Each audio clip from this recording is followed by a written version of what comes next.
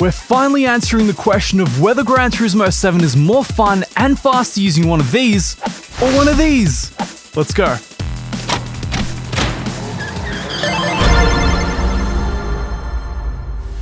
Well, after spending a few days thinking about how best to run this test, I ran a bunch of scenarios in my mind. We'd do a few quick laps at Brands Hatch, maybe Tsukuba again, but that's kind of been done to death on this channel, so I thought one of the major themes that keeps coming up with you guys that you kept leaving in the comments was, I'm struggling with License A10 Ermin. How the hell do I wrangle that beast of an AMG around Sector 3 of the Nordschleife and get a gold trophy? So we're going to kill two birds with one stone in this video. One, I'm going to show you how to actually run this license test numerous times with both the controller and the wheel, and we're going to talk about the experience, and you're going to see for yourself which is more repeatable, which is more fun, and above all, which consistently gets us the quickest lap times. Let's do it.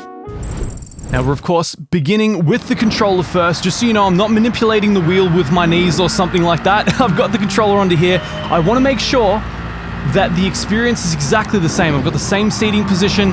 Everything's exactly the same. Now, I've spent some time warming up into both. I want to make sure that each gets its own fair shot. So one thing I do want to tell you as we're going through the first lap here is that I have the ABS set to default. Generally recommended the assist that you want to be running in GT7 or most GTs, GT Sport as well. And I've got traction control on 1, which is something I would heavily recommend with this car because it's so tail happy on throttle. We're still kind of suffering from an over-exaggeration of that behavior, if you will, here in Gran Turismo 7. But we're going to work with it. This car wants to be manhandled a little bit around this track. I'm going to try and work with that to see what we can do. Now, this is my first lap of the day, believe it or not. I'm going to warm up a little bit after this to make the next ones a bit more consistent. There you go. A 0:57.4, so that's our very first controller lap, quite literally my first lap of the day. So I would recommend running the assists that I mentioned throughout this video though. Alright, 57.4 was our first lap. We're going to run another one. Now, the experience of driving on the controller is interesting, and I'll talk about it here. You can probably tell that my lines are a little bit wild. Part of that is due to the inherent wildness of this car, but the other part is due to the fact that I just can't quite trail brake as accurately as I might like otherwise. It's actually quite impressive, the DualSense controller, what it lets you do with the haptic feedback, as well as the adaptive triggers, because they kind of adaptively dampen depending on the car or what you're doing, and it lets you actually finesse the throttle and the brake certainly more than I've ever been able to on any other controller prior to this generation, so congrats to Sony on that. That's certainly impressive. But the question is it as repeatable, and can it be finessed as well as a wheel and pedals? Alright, so second lap, a little bit less consistent. We just overshot the gold medal. Number 3. So far, the consistency perhaps not exactly as I want it. Takes some good finger dexterity to actually make this happen. You cannot plant these things. You have to be very, very gentle, especially with the brake, especially with the throttle as well. Really, just be gentle with everything. Now, of course, I'm using this the regular way. I'm using the left thumbstick to steer the car, and I'm using the triggers to brake and to accelerate. That, in my opinion, is the best way to do this. Even though this controller does let you rotate it in free air, which is cool, certainly cool for the first 5 minutes, but you'll generally realize that maybe doesn't quite give you the performance that you want over time. But definitely a good one for the kids to have fun, heck, even for us adults too. Alright, so it seems like, let's wipe out that middle lap that we had there. We consistently seem to be getting times in the mid-57s with the controller, which actually isn't too bad. It's actually better than I'm expecting. So I'm going to go in for one more. I never would have thought it, but I appear to be quicker on the controller while I'm commentating. This might be due to the fact that I'm so used to playing this on the couch with friends that perhaps it's second nature to just delegate one part of my brain to controller driving and the other part to just babbling about inane crap. So you're welcome. Now, as you can see, in GT7, you can be quite aggressive with the curbing, and again, this car wants you to be fairly aggressive with it, wants you to manhandle it. She's a bit of a dirty girl, but if you get her under control, she treats you very, very well. It's not as bad of a license test as people, I think, convince themselves of. The trick is really getting the trail braking right. As you can see, I messed it up there. That was the key, was to not mess that up. So we're probably not going to get that mid 57 time that we so crave, but let's see what we can get all the same. As we coast around here, gradually get on the power. TC saving our lives there. And close. Okay, so we consistently seem to be getting times just under the benchmark for the, I was going to say the world record. Certainly far from the world record, but the gold medal. So, let's switch controllers and see where we end up. Now, just like with the controller, this is my first time of the day doing this. I'm literally jumping straight into this video first thing, so we're going to see how well I take to it compared to the controller first go. Immediately, I've got to say it's a lot more interactive and more fun, even just up that first bend. Now, whether or not it's going to be as fast or quicker, I don't know at this point. I am very much not warmed up, so it could go anyway. Definitely being a lot more gentle with this car than I should be, given what I know about it. There we go, that's better. She wants to be thrown around a bit, you know? She's Gen Z. All right, here we go. Nice break in the crest there. Don't go out too wide. Definitely allows me to finesse the controls a bit better. Whether or not that's going to result in a faster time, I have no idea. As I scrub the crap out of the tires through there. It's Brunchen now. No, don't disqualify yourself. Oh, Ermin, it could have been so good. If only you didn't suck. Okay, so our very first lap, including major mistakes, is about 0.2 quicker than our quickest lap on the controller immediately. So it's not maybe the drastic major difference that one might expect. So let's keep going at it. We'll do our 4 laps, just like with the controller, be nice and fair. Where's our consistency going to be at?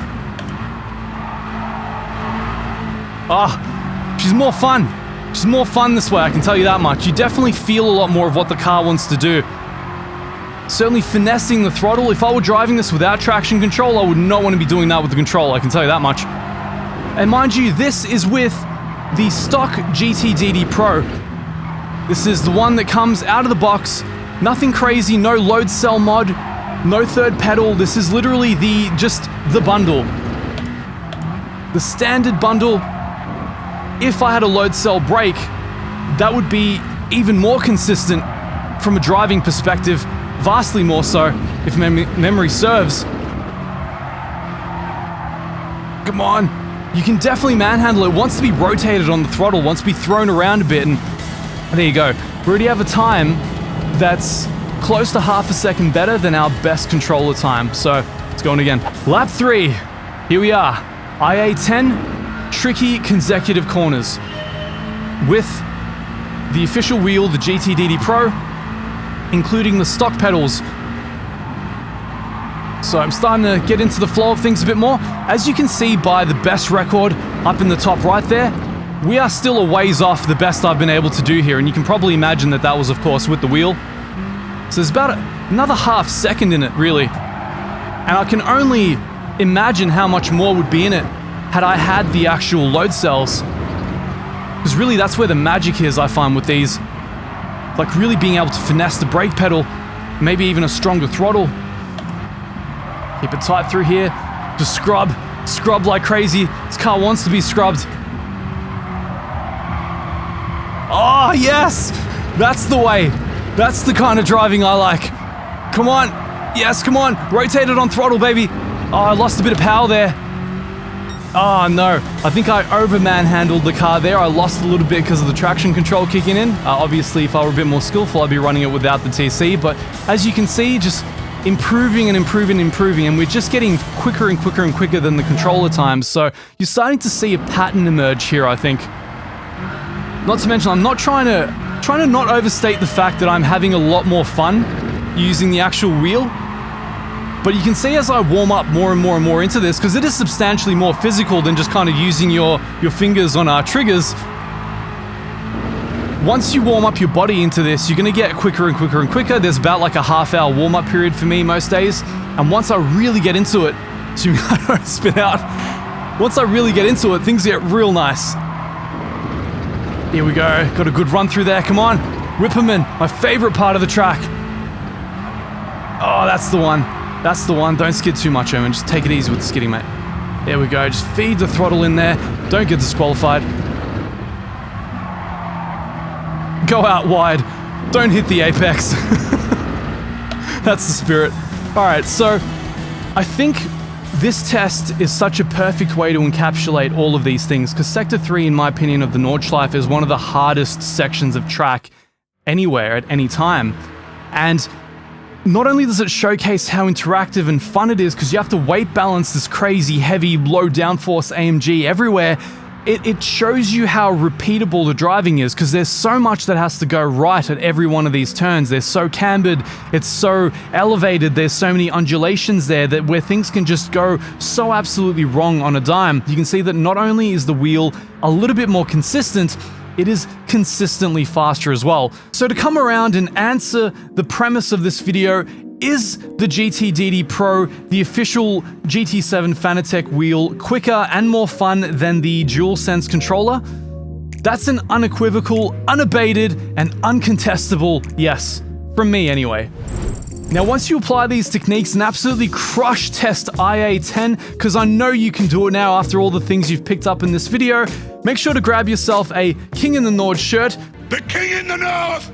To celebrate your newfound conquering of the hardest racetrack in the world, and possibly even grab yourself one of these using the affiliate links down below to help support this channel. And if you'd like to find out what the GT DD Pro is actually about, a proper review as it were, you can click on the card above to see my review done a couple of weeks ago before the release of GT7, where we're testing it on PC on Assetto Corsa and Assetto Corsa Competizione, where I go over the ins and outs of how this thing actually feels, how to dial it, and what to expect when you buy the thing. And if you don't see the card above, I'll also leave the link in the description down below. While you're down there, leave me a comment, let me know what you want to see next time, and make sure to subscribe so that you don't miss it.